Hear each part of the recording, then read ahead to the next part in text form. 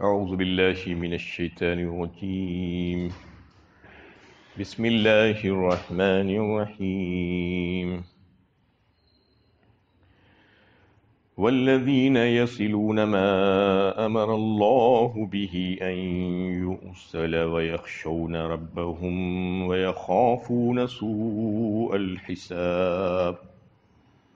اور جن رشتوں کو اللہ نے جوڑنے کا حکم دیا ہے انہیں وہ جوڑتے ہیں، اپنے رب سے ڈرتے رہتے ہیں اور برے حساب کا اندیشہ رکھتے ہیں۔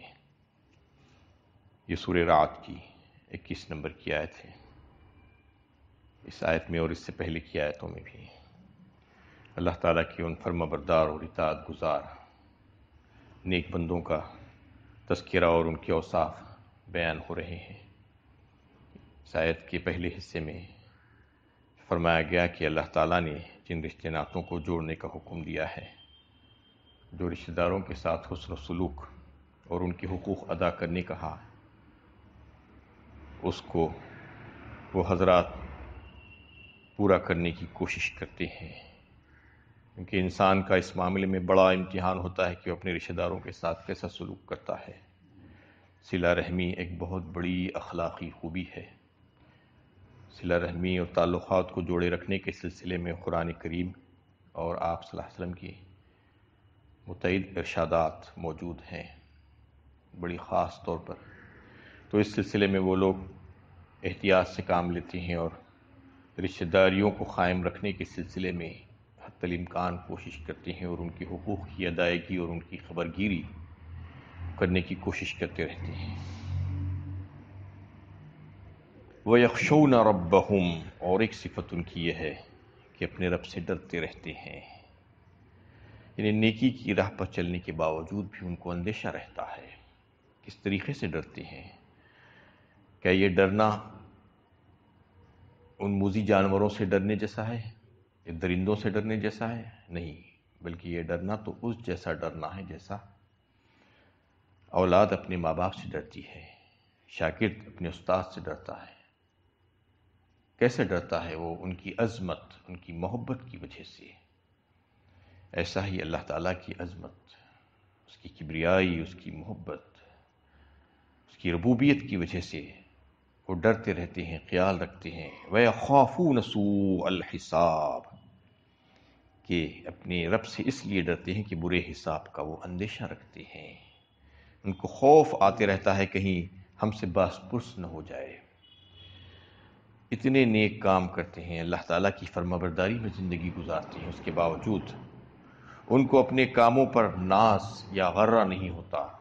وہ نڈر نہیں ہو جاتے، بے خوف نہیں ہو جاتے کہ ہم نے تو بہت کام کر لیے ہیں، جیسا کہ عام طور پر لوگوں کا یہ تصور ہوتا ہے کہ کچھ تھوڑے سے نیک عمل کر لینے کے بعد ان کو اس بات کا غرہ ہو جاتا ہے کہ ہم تو بہت بڑے نیک ہیں۔ یہ حضرات ایسے نہیں ہوتے تھے، کتنے نیک کاموں میں لگے ہوئے ہیں، زندگی لگا دیتے ہیں، لیکن اس کے باوجود ان کا حال یہ ہے کہ اللہ تعالیٰ سے ڈرتے رہتے ہیں کہیں باس پرس نہ ہو جائے۔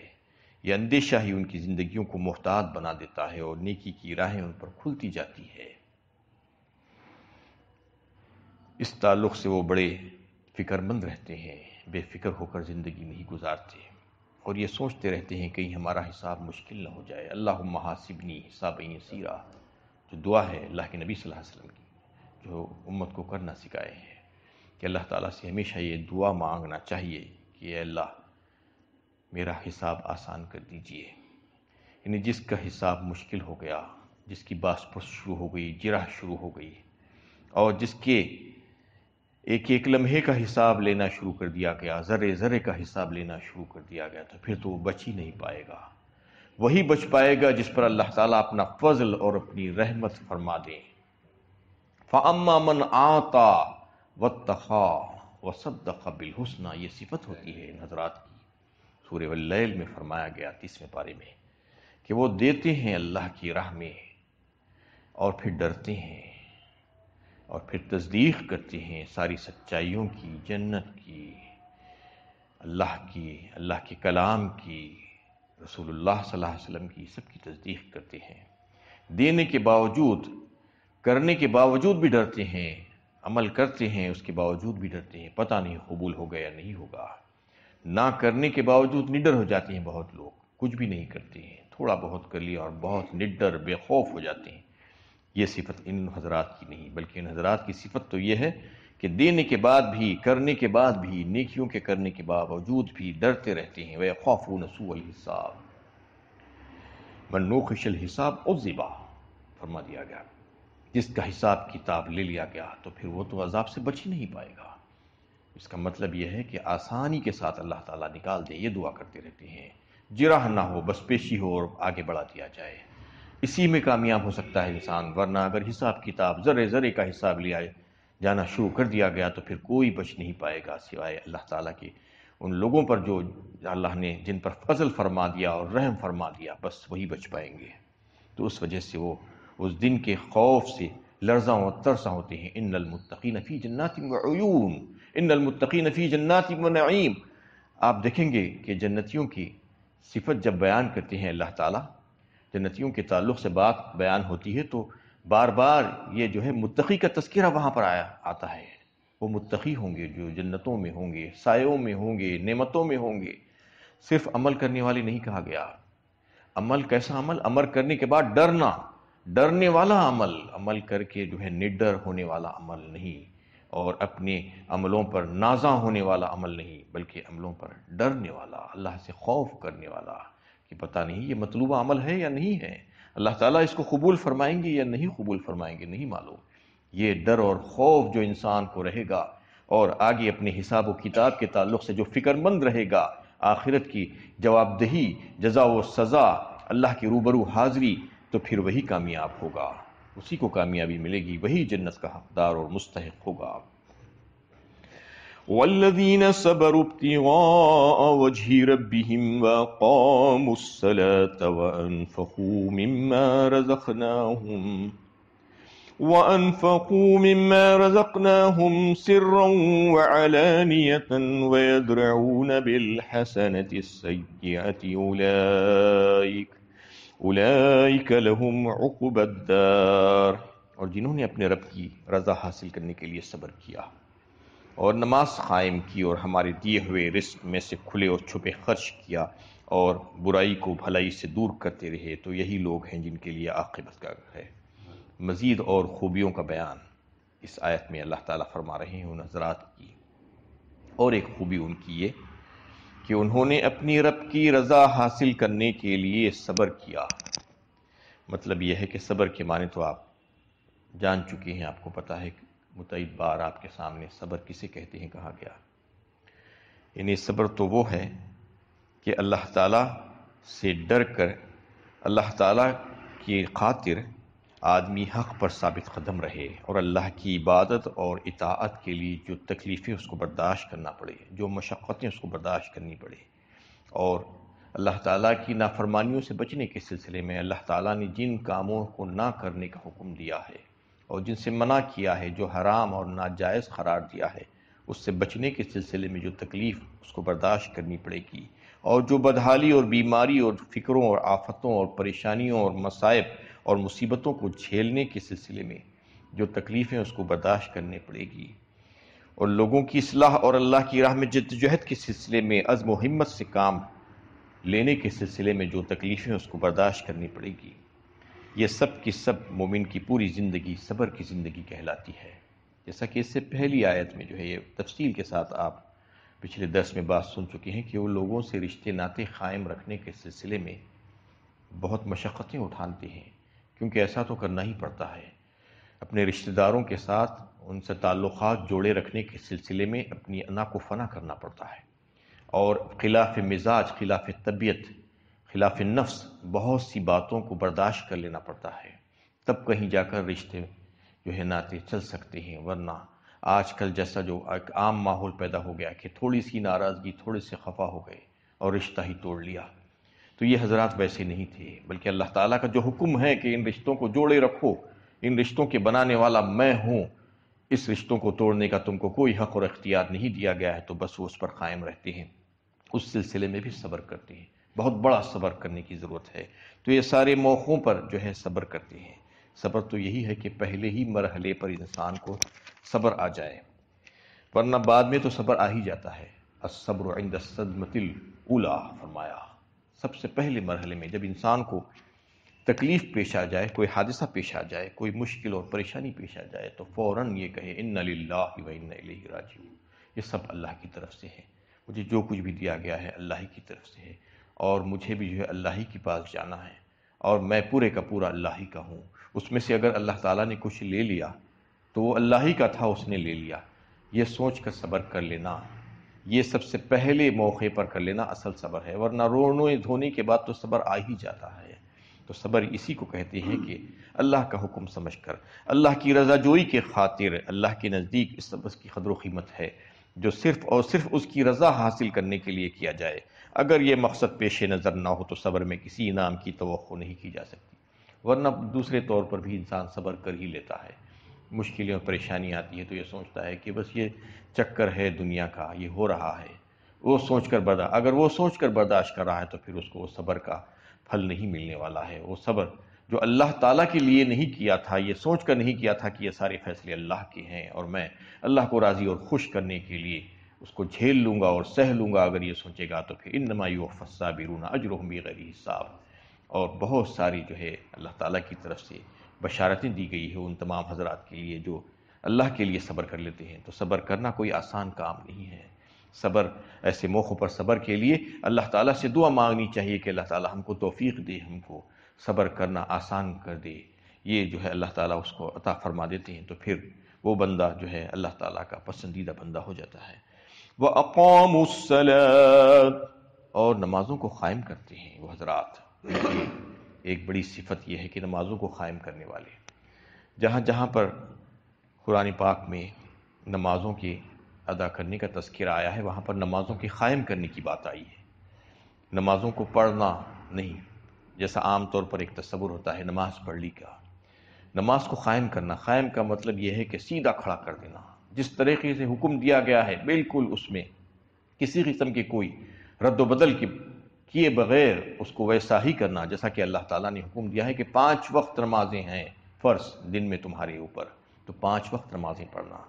جب جی میں آیا جب نہیں پڑھ لیا، جب موقع مل گیا پڑھ لیا، جب سہولت ہوئی پڑھ لیا، مغرب کی پڑھ لی کوئی تو عشاء کی پڑھ لی تو کوئی ظہر کی پڑھ لی، صبح نیند میں سے بیدار نہیں ہوئے نہیں پڑھ رہے ہیں، نیند زیادہ جو ہے محبت کرتے ہیں نیند سے، وہ زیادہ پیاری ہے، تو یہ چلنے والا نہیں ہے، اس کو نماز کو قائم کرنا کہہ ہی نہیں سکتے آپ، کیونکہ اللہ کا حکم اگر آپ یہ سمجھ رہے ہیں تو پھر وہ 5 وقت کے لیے حکم ہے، 1 یا 2 وقت کے لیے نہیں ہے یا جمعہ کے لیے نہیں ہے، بلکہ روزانہ 5 وقت کے لیے، سب سے پہلی بات۔ اور دوسری بات یہ کہ اس کے تمام آداب و شرائط کو جانتے اور سمجھتے ہوئے، اس کے واجبات کو ادا کرتے ہوئے، اس کے فرائض کو پورا مکمل کرتے ہوئے اور سنتوں کی لحاظ کرتے ہوئے، اس کی مکروہات اور مفسدات سے بچتے ہوئے، پورے خشوع و خضوع کے ساتھ، پوری تواضع اور انکساری کے ساتھ، پوری توجہ کے ساتھ، یکسوئی کے ساتھ نماز کو ادا کرنے کی کوشش کرنا، یہ ان حضرات کا جو ہے کمال تھا کہ ان کی یہ صفت تھی۔ اللہ تعالیٰ بیان فرما رہے ہیں اقاموا الصلاۃ کا مطلب یہی ہے کہ من مانی انداز میں نہیں، بلکہ جیسا پڑھنے کے لیے کہا گیا ہے، جیسا رسول اللہ صلی اللہ علیہ وسلم نے کہا کہ مجھے جیسا پڑھتا ہوا دیکھو ویسا ادا کرنے کی کوشش کرو، بالکل اس کے ہو بہو ایسا ہی ادا کرنے کی کوشش کرنا، یہ نمازوں کو قائم کرنا ہے۔ اور ایک صفت اس کے بعد ان کی بیان فرمائی، وَأَنفَقُوا مِمَّا رَزَقْنَاهُمْ سِرًّا وَعَلَانِيَةً، اور انفاق کرتے ہیں اللہ تعالیٰ کے دیے ہوئے رزق میں سے، کھلے اور چھپے وہ خرچ کرتے ہیں۔ مطلب کیا ہے کھلے اور چھپے؟ ایک تو ہوتا ہے صدقہ واجبہ، دوسرا ہوتا ہے صدقہ نافلہ۔ صدقہ واجبہ جسے کہتے ہیں وہ زکوٰۃ کو کہا جاتا ہے، جو فرض ہے، جو ہر صاحب نصاب پر سال میں 1 مرتبہ اگر کسی کے پاس اس نصاب کا مال آ جائے تو وہ فرضیت ہوتی ہے۔ اس کے علاوہ بھی جو ہے اللہ تعالیٰ نے لوگوں کے مالوں میں لوگوں کے لیے حقوق رکھا دیے ہیں کہ یہ نہیں کہ آپ نے زکوٰۃ ادا کر دی تو آپ کا حق ادا ہو گیا، اب آپ بری الذمہ ہو گئے، ایسا نہیں، جیسا کہ عام طور پر یہ تصور ہوتا ہے کہ میں نے تو زکوٰۃ ادا کر دی، اب اگلے سال ہی دیکھیں گے، تو دیگر جو امت کی ضروریات ہیں اس کو کون دیکھے گا پھر؟ اس لیے اللہ تعالیٰ نے نفلی صدقات کو بھی ساتھ میں رکھا ہے کہ موقع بموقع جب جیسے ضرورت پڑی اس کا استعمال کیا جائے، اللہ کے دیے ہوئے مال میں سے اس کو خرچ کیا جائے۔ یسألونک ماذا ينفقون قل ما انفقتم من خیر فللوالدین والاقربین والیتامى والمساکین وابن السبیل وما تفعلوا من خیر فإن اللہ بہ علیم۔ سورہ بقرہ دوسرے پارے میں اللہ تعالیٰ نے اس کا تذکرہ فرمایا کہ صحابہ کرام نے سوال کیا تھا رسول اللہ صلی اللہ علیہ وسلم سے کہ ہم اپنے مالوں میں سے کب خرچ کریں، کیا خرچ کریں اور کس کے اوپر خرچ کریں۔ قل ما انفقتم من خیر فللوالدین والاقربین والیتامى والمساکین وابن السبیل، فرمایا اللہ تعالیٰ نے تم جو کچھ بھی اپنے مالوں میں سے خرچ کرو گے تو اس کی اولین مستحق تمہارے مالوں کے وہ لوگ ہوں گے جو تمہارے والدین ہیں، تمہارے رشتہ دار ہیں، اور مسافرین ہیں، اور مساکین ہیں، اور محتاج اور فقیر ہیں۔ یہ سب کے سب تمہارے اولین مال کے مستحق ہیں، تمہاری امداد کے مستحق ہیں۔ بیوی اور بچے وہ تو ذمہ داری ہے، اس کو تو ادا کرنا ہی ہے۔ اس کے علاوہ ماں باپ سب سے پہلے مستحق ہیں تمہارے مالوں میں کہ ان کی امداد اس کے ذریعے سے کی جائے، اور پھر اس کے بعد قریب ترین رشتہ دار، بھائی بہن اور دیگر جو قریب ترین رشتہ دار ہے وہ تمہارے مالوں کے زیادہ مستحق ہیں، اور پھر دیگر اس کے بعد آگے آنے والی جو لوگ ہیں یہ سب کے سب تمہارے مالوں میں مستحق ہیں، ان کا بھی حصہ ہے تمہارے مالوں میں۔ اللہ تعالیٰ نے رکھ دیا ہے، تم جو کچھ بھی اچھا اور نیک کام کرو گے، مال کو خرچ کرو گے تو اللہ تعالیٰ کو بات یہ معلوم ہے، اللہ تعالیٰ دیکھ لیں گے اور جان لیں گے تم کیا کر رہے ہو۔ وَآتِ ذَا الْقُرْبَى حَقَّهُ وَالْمِسْكِينَ وَابْنَ السَّبِيلِ وَلَا تُبَذِّرْ تَبْذِيرًا، فرمایا سورہ بنی اسرائیل 15ویں پارے میں۔ دے دو رشتہ داروں کو ان کا حق اور مسکینوں کو ان کا حق، اور تبذیر مت کرو، اسراف مت کرو اپنے مالوں میں۔ یہ اس لیے کہا جا رہا ہے کہ لوگ حق تو ادا کرنا نہیں چاہتے اور اپنے رشتہ داروں کو ایسے ہی چھوڑ دیتے ہیں، جو پریشان حال ہیں ان کی پریشانی، ان کی محتاجی کو دور کرنے کے سلسلے میں کچھ بھی نہیں کرتے اور اپنا مال ادھر اور ادھر ضائع کرتے ہیں۔ مال کو ضائع نہیں کیا جا سکتا، جبکہ حقدار موجود ہیں ان کا حق دے دو، ان کو ان کا حق دے دو، فرمایا ان کے اوپر احسان نہیں ہے تمہارا۔ اللہ تعالیٰ نے ان کا حق تمہارے مالوں میں رکھا ہے۔ وفی اموالہم حق للسائل والمحروم، فرمایا سورہ زاریات میں تمہارے مالوں میں حق ہے ان تمام لوگوں کا جو مانگنے والے ہیں اور جو نہیں مانگنے والے ہیں۔ بہت سے ایسے ہیں جو نہیں مانگتے تم سے اپنی خودداری، اپنی عزت نفس کی وجہ سے، ان کا بھی حق ہے، ان کو دیکھ کر سمجھ کر ان کا حق ادا کر دو، ان کا حق ہے۔ وآتِ ذَا الْقُرْبَى حَقَّهُ وَالْمِسْكِينَ وَابْنِ السَّبِيلِ، مسافروں کا اور دیگر لوگوں کا، تو یہ حق ان کا ادا کر دو، اور تبذیر مت کرو، اسراف مت کرو۔ آج جو زمانے میں دیکھا جا رہا ہے کہ لاکھوں روپیہ خرچ کر دیا جاتا ہے کیسے کیسے جگہوں پر جہاں پر اس کی اجازت ہی نہیں ہے، ناچنے گانے میں، بجانے میں، پٹاخہ پھوڑنے میں، شادیوں میں اور دیگر مقامات پر، لیکن خرچ نہیں کیا جاتا تو وہاں پر جہاں پر خرچ کرنے کے لیے کہا گیا ہے، جہاں پر مدد کرنے کے لیے کہا گیا ہے، رشتہ داروں کا لحاظ کرنے کے لیے کہا گیا ہے، اور جن کی مدد کرنی اپنے پیسے سے، اللہ تعالیٰ کے دیے ہوئے مال سے، تو وہاں پر لوگ پیچھے ہٹ جاتے ہیں۔ تو اس میں حکم ہے ان تمام لوگوں کے لیے، تو یہ حضرات اس کو اختیار کرتے تھے کہ اپنے مالوں کو خرچ کرتے تھے، چھپے ہوئے اور کھلے ہوئے۔ مطلب یہ ہے کہ